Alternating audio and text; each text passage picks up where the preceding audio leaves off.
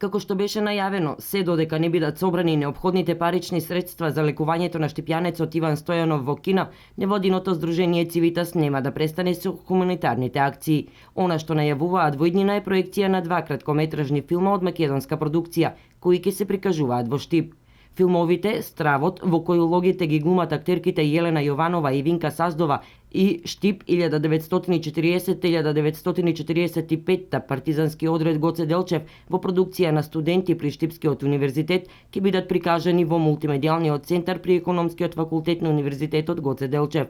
Датумот на проекцијата е 26 јуни со почеток во 19 часот.